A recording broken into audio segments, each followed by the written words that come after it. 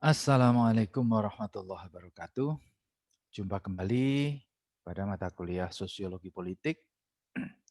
Pertemuan terakhir untuk semester ini, ya.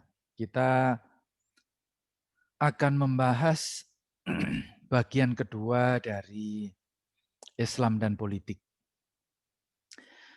Karena Islam dan politik adalah topik yang sensitif, ya, menarik banyak perhatian, kemudian mengundang banyak kajian. Ya, saya kira kita perlu memperdalam lagi terkait dengan topik ini supaya kita punya pemahaman yang lebih dan bisa berkontribusi secara konstruktif dalam diskusi-diskusi, di dalam perdebatan-perdebatan terkait dengan Islam dan politik.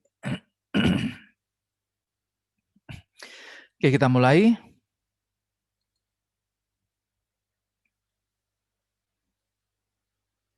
Ya, kita akan bicara tentang salah satu topik yang cukup panas ketika berbicara hubungan antara Islam dan politik, yaitu istilah kelompok garis keras.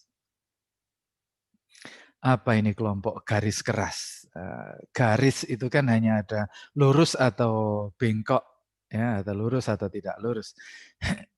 Tetapi ternyata ada garis keras, ada garis, ya otomatis kalau ada yang keras, ada yang tidak keras. Ya. Istilah kelompok garis keras itu banyak dimunculkan baik dalam kajian-kajian akademik maupun di dalam laporan-laporan media massa.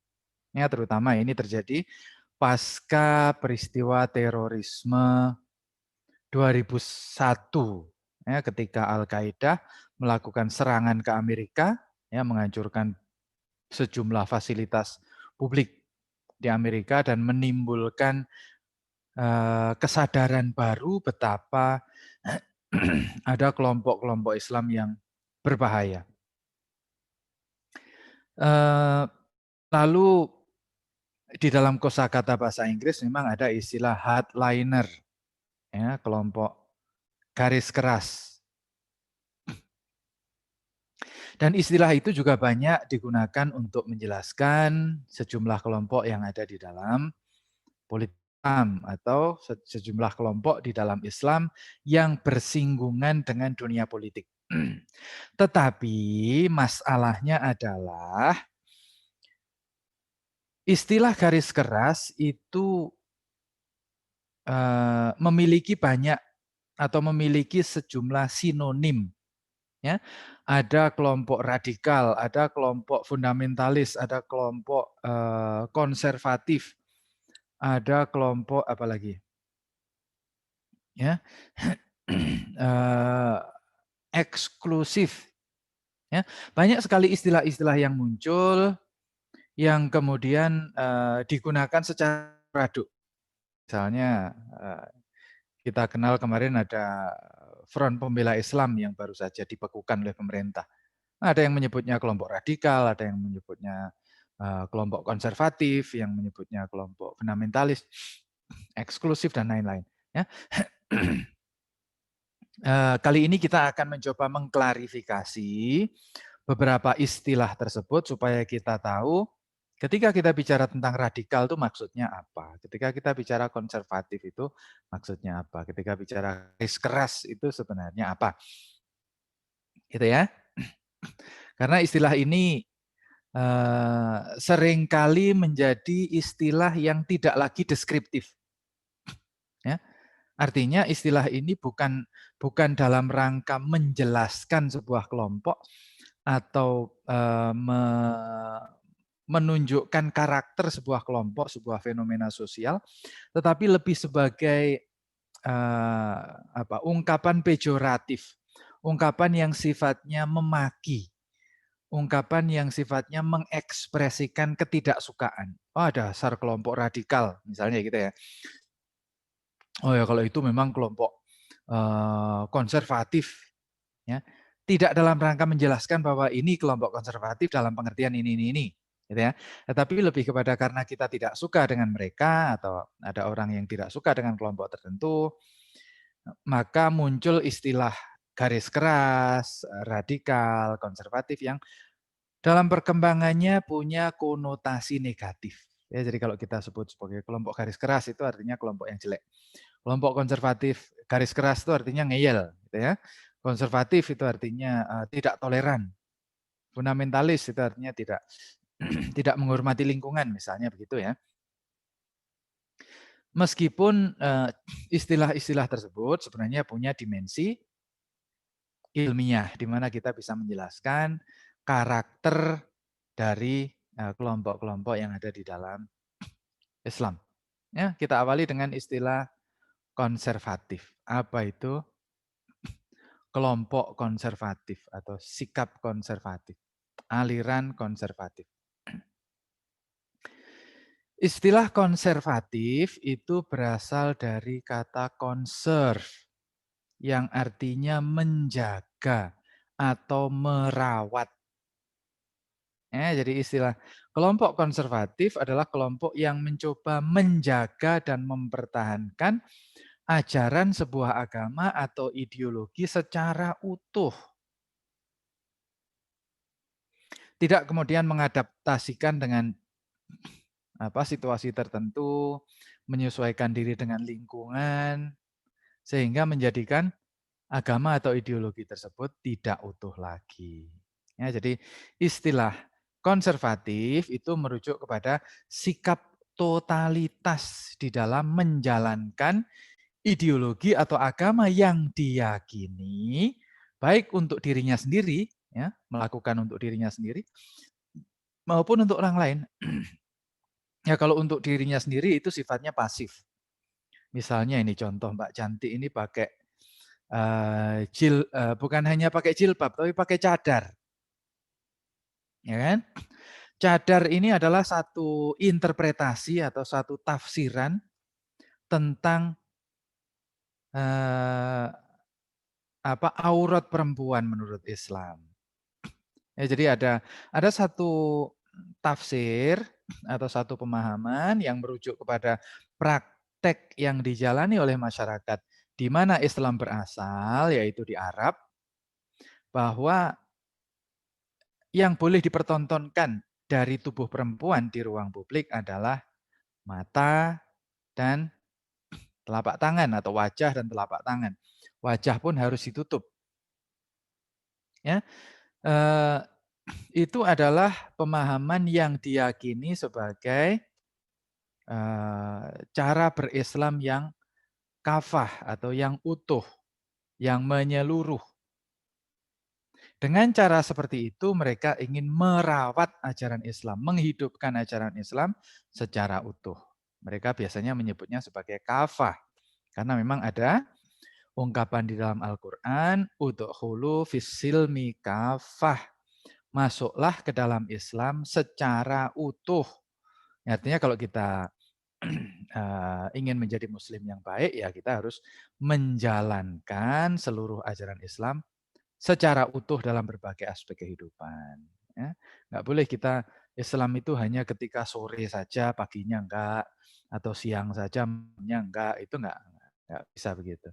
Dari pagi sampai pagi kita Islam, dalam berbagai kehidupan, bergaul dengan keluarga, ketika sendirian, ketika ada temannya, enggak bisa saya berislam kalau ada temannya, kalau saya sendirian, saya enggak Islam.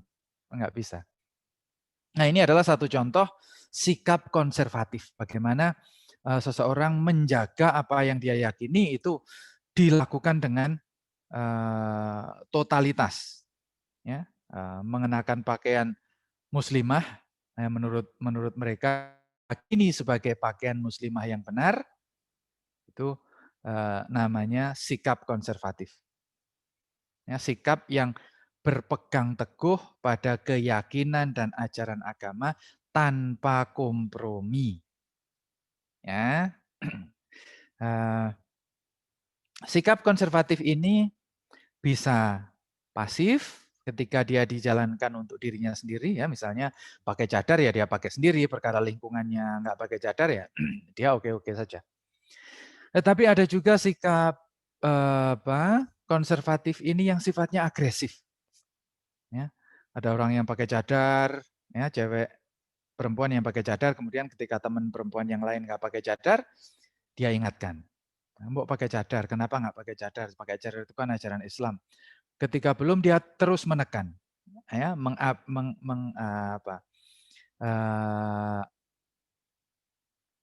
mendorong, bertanya, mempengaruhi, ya, supaya lingkungannya juga melakukan hal yang sama sebagaimana yang dia lakukan. Sama juga dengan yang laki-laki misalnya pakai jenggot, ya, pakai jenggot tapi tidak pakai kumis. Ya. Ada temannya yang tidak pakai jenggot diingatkan mengapa jenggotnya tidak ditumbuhkan, karena menumbuhkan jenggot itu sunnah. Ya, karena ada hadis memang Nabi itu memelihara jenggot dan mencukur kumis. Lalu ada banyak hal yang lain.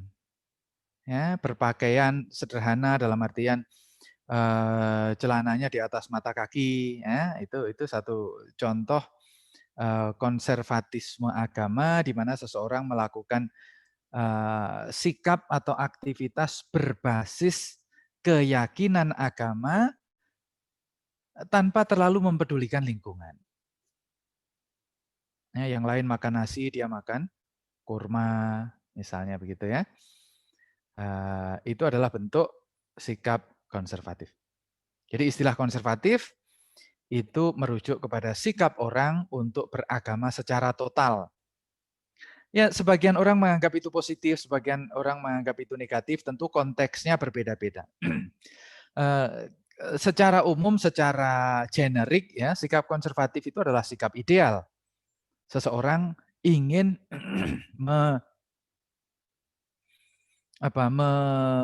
menjalankan keyakinan yang dia anut semaksimal mungkin yang dia bisa.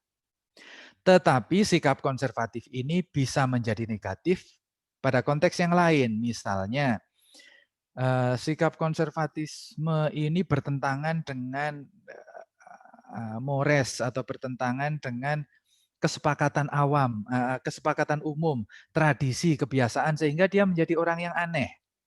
Ya, kemudian dijauhi dan orang menjadi takut misalnya. Kalau ada orang pakai cadar ya, di tempat yang biasanya tidak pakai cadar, orang jadi bertanya, ini siapa? Mengapa? Gitu ya. Apalagi nanti ketika sikap konservatif itu bersifat agresif. Ya, dia mengingatkan orang yang orang itu sebenarnya punya keyakinan yang berbeda dengan dia. Bukan karena tidak tahu, ya, tetapi karena memang tafsirnya berbeda. Dan sementara kelompok konservatif ini menganggap menggunakan cadar itu wajib, sementara kelompok yang lain mengatakan cadar itu tidak wajib. Ya, karena ada ukuran-ukuran yang lain. Ini misalnya soal estetika. Estetika itu juga ada dalilnya. Innallaha jamilun yuhibbul jamal. Allah itu indah, menyukai keindahan. Jadi misalnya kalau orang yang punya jenggot tidak simetris, ya, misalnya jenggotnya sebelah tebal, sebelah tipis, pilih mana? Menggunakan dalil memelihara jenggot tetapi tidak estetis, ya, atau menggunakan dalil estetis, ya Allah itu indah, menyukai keindahan, tetapi tidak menumbuhkan jenggot. Ya, masing-masing orang punya dalil, dan selama orang itu punya dalil seperti menggunakan ajaran agama. Karena ajaran agama itu memang beragam untuk orang yang berbeda-beda dalam konteks yang berbeda-beda. Ketika sikap konservatisme itu ditularkan kepada orang lain secara berlebihan, ya, itu akan menjadi pemaksaan kehendak. Dan itu menjadikan sikap konservatif itu menjadi negatif. Jadi konservatisme atau sikap konservatif itu tidak selalu negatif. Dia bisa positif apabila tahu tempatnya, tetapi menjadi negatif ketika dia tidak sensitif kepada konteks. Kemudian yang kedua, Ada istilah fundamentalis. Apa? Fundamentalis. Kira-kira pengertiannya hampir sama. Istilah fundamentalis berasal dari kata fundamental. Ini memang berasal dari kalangan Kristen ya. Istilah fundamentalis ini dulunya digunakan oleh kelompok Kristen yang menganggap dirinya penjaga nilai-nilai Kristen ya di Amerika. Kemudian menyebut dirinya sebagai fundamentalis, kelompok yang berpegang kepada dasar-dasar agama, kelompok yang berpegang pada fondasi agama di dalam menjalankan kehidupan. Jadi kelompok fundamentalis ini pertama kali menyebut dirinya sebagai kelompok fundamentalis, tapi karena sikapnya yang kemudian agresif, istilah ini berubah menjadi istilah peyoratif, istilah yang berkonotasi negatif. Nah, sebenarnya fundamental itu secara deskriptif adalah kelompok yang memiliki sikap atau tindakan untuk menilai, ya, mengukur segala aspek kehidupan dengan agama. Ya, karena agama dianggap sebagai fondasi kehidupan, ya, sehingga segala sesuatu itu harus sesuai dengan agama. Ya, mulai dari beribadah ya, kalau beribadah itu sesuai dengan agama. Kemudian perilaku individu, perilaku sosial, penampilan di ruang publik, selera musik, apalagi hobi, itu semuanya diukur dengan kaidah-kaidah agama. Nah, ketika ini sifatnya internal ya, berorientasi ke dalam, tentu ini merupakan satu bentuk Tuhan orang di dalam beragama. Ya. Tetapi kalau ini sifatnya keluar, ya, upaya untuk mempengaruhi orang, menilai orang, kemudian mengekspresikan sikap tersebut di ruang publik, di mana di ruang publik itu banyak orang yang berbeda-beda dengan berbeda-beda, maka itu menjadi satu intoleransi atau ketidakpekaan terhadap keragaman. Karena apa? Karena di dalam Islam agama itu punya level-level, ya. Ajaran agama itu ada yang wajib, ya. Wajib itu artinya harus dikerjakan. Kalau dikerjakan dapatkan pahala, kalau tidak dikerjakan dosa. Beribadah, menghormati orang tua atau orang yang lebih tua, jujur, menjaga amanah, itu semuanya adalah wajib. Ya, menutup aurat, itu wajib, harus dilakukan. Kalau tidak dilakukan, berdosa. Ya.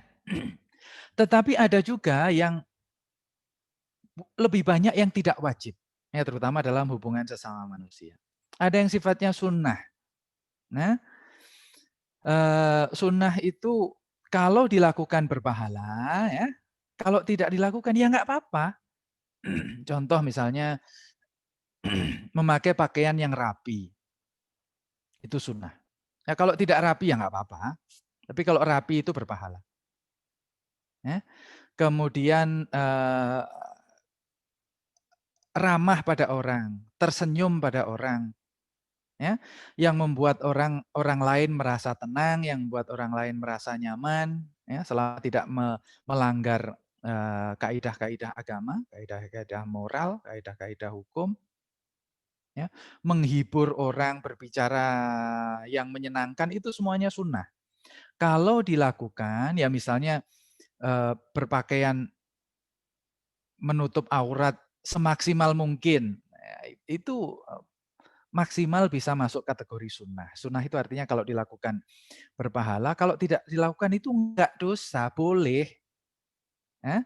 Misalnya aurat laki-laki, itu kan kalau di dalam Islam di atas itu pusar, ya, di bawah itu lutut. Nah, ya kalau pusar dan lututnya bukan pusat, di antara pusar dan lutut itu tertutup, maka dia sudah menutup aurat. Ya. Nah, ini yang kemudian ketika sikap fundamentalis ini sifatnya keluar, maka itu menjadi bentuk toleran, ya, bentuk ketidaktoleran, sikap tidak toleran terhadap lingkungan. Ya, kita mengenal ada kelompok Front Pembela Islam. Ini adalah kelompok yang bisa masuk kategori fundamentalis. Kelompok yang mencoba untuk mengekspresikan ya, segala sesuatu itu diukur dengan agama. Apa yang menurut mereka tidak sesuai dengan agama, itu dibetulkan dengan cara mereka sendiri.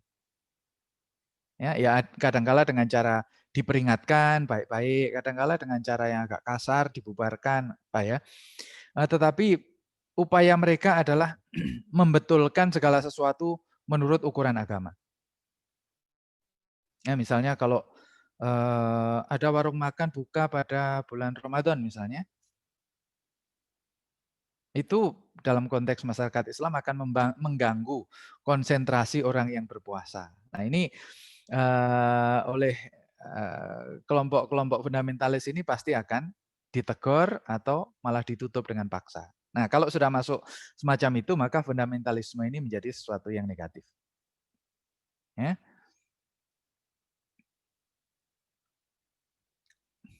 Lalu yang terakhir ada namanya kelompok radikal. Ya. Kelompok radikal itu lebih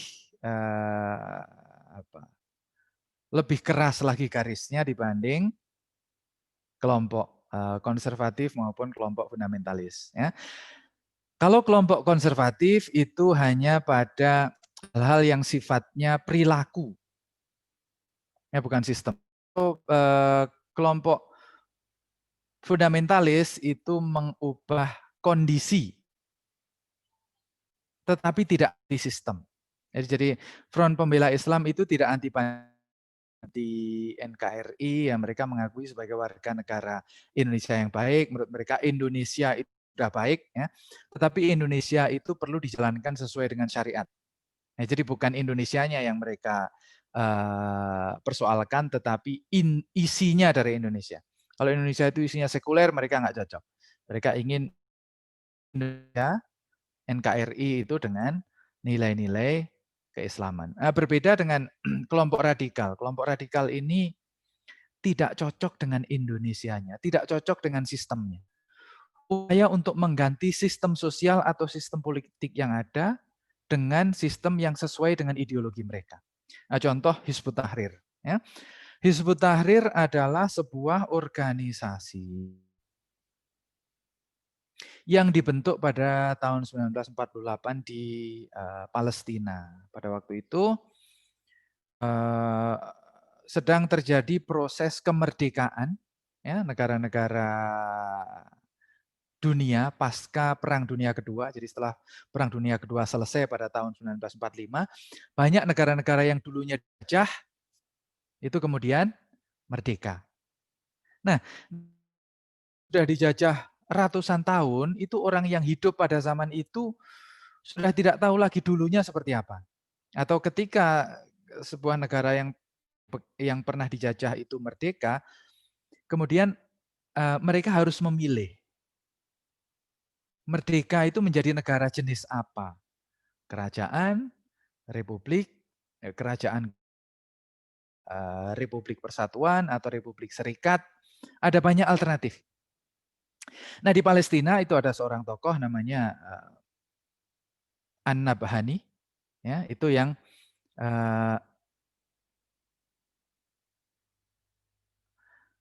berinisiatif mendorong agar warga Palestina itu menghidupkan kembali sistem khilafah. Nah, kita tahu dalam sejarah bentuk kerajaan yang pernah muncul atau bentuk sistem politik yang pernah muncul di dunia Islam adalah sistem khilafah. Ya meskipun sebenarnya isinya kerajaan, ya. Kerajaan tetapi modelnya khilafah, kerajaan yang berpusat seluruh dunia Islam itu pusat kekuasaannya satu.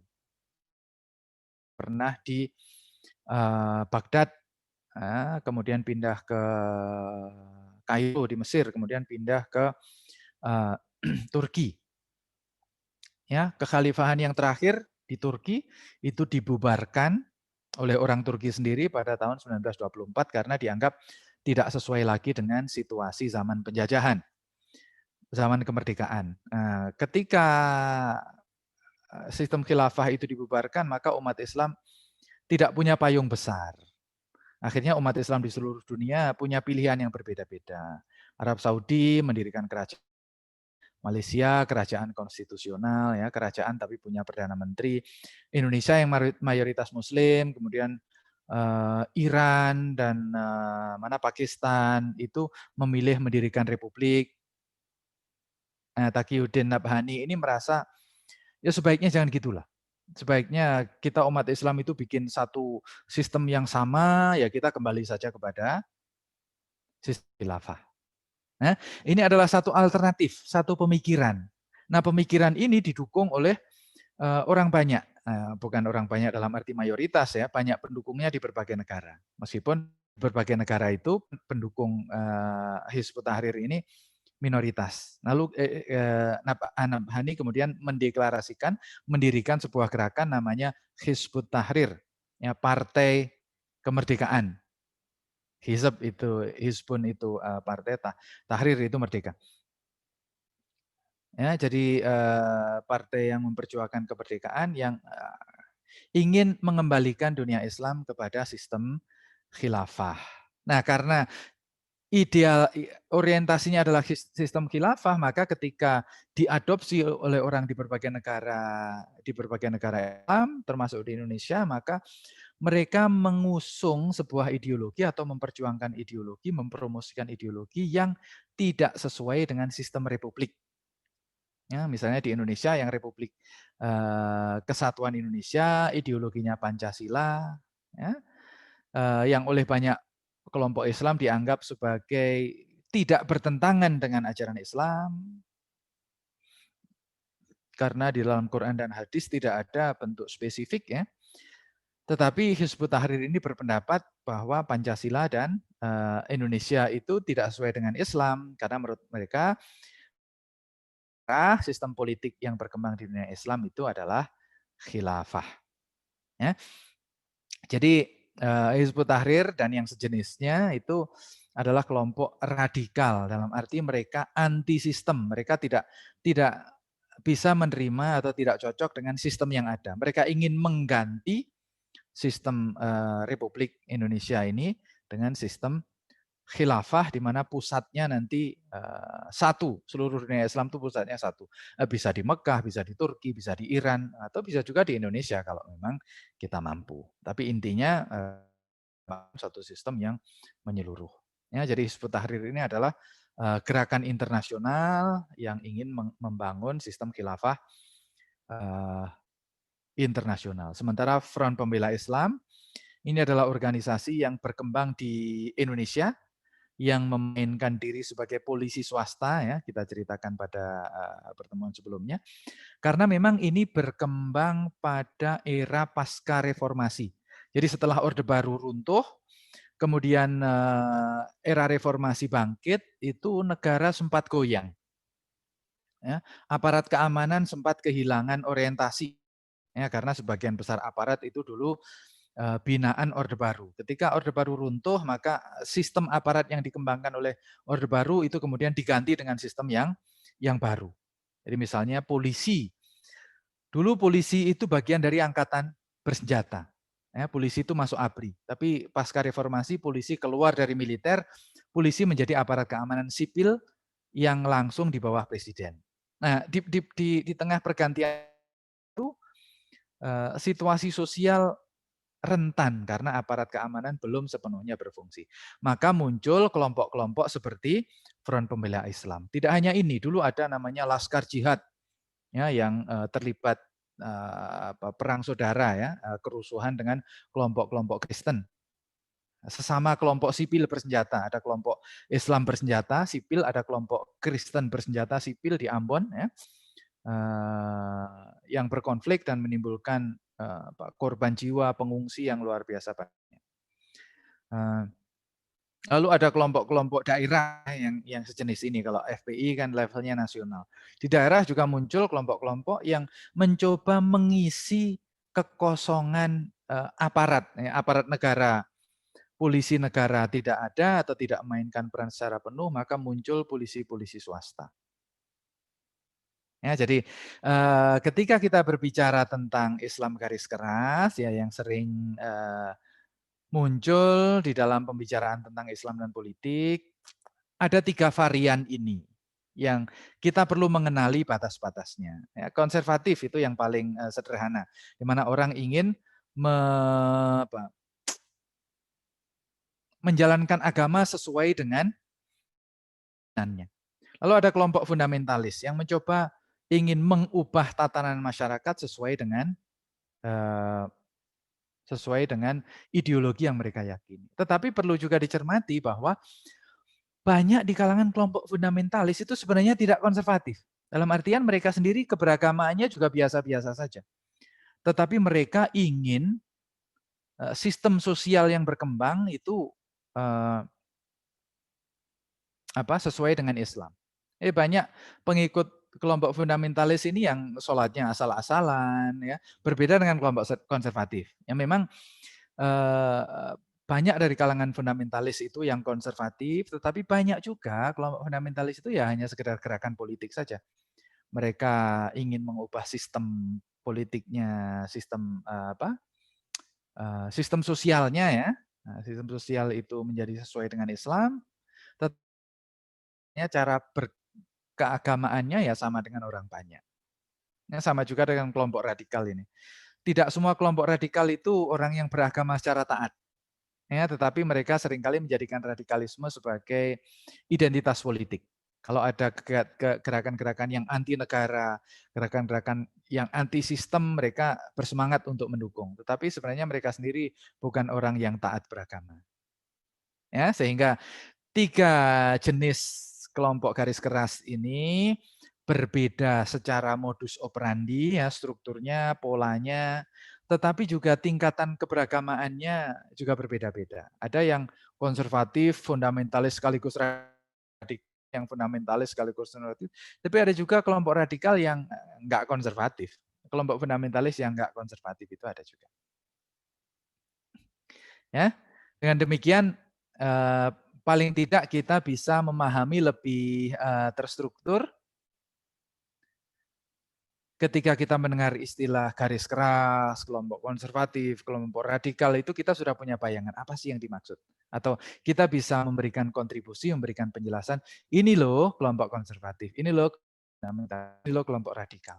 Ya, sehingga tidak tercampur baur, sehingga istilah fundamentalis, radikal, konservatif itu bisa menjadi istilah yang deskriptif, menjelaskan sesuatu. Ya, bukan istilah pejoratif yang digunakan untuk memaki, istilah yang digunakan untuk menjelek-jelekkan kelompok lain, ya, sehingga menjadikan diskusi itu tidak ada arahnya. Oke, terima kasih. Nanti ujian akhir semester, tugas, review video, ya, mudah-mudahan perkuliahan semester ini bisa memberikan wawasan terkait dengan sosiologi, bagaimana kita memahami dinamika dunia politik dengan kacamata sosiologi. Terima kasih. Mohon maaf kalau ada kekurangan-kekurangan. Sampai ketemu pada mata kuliah berikutnya. Assalamualaikum warahmatullahi wabarakatuh.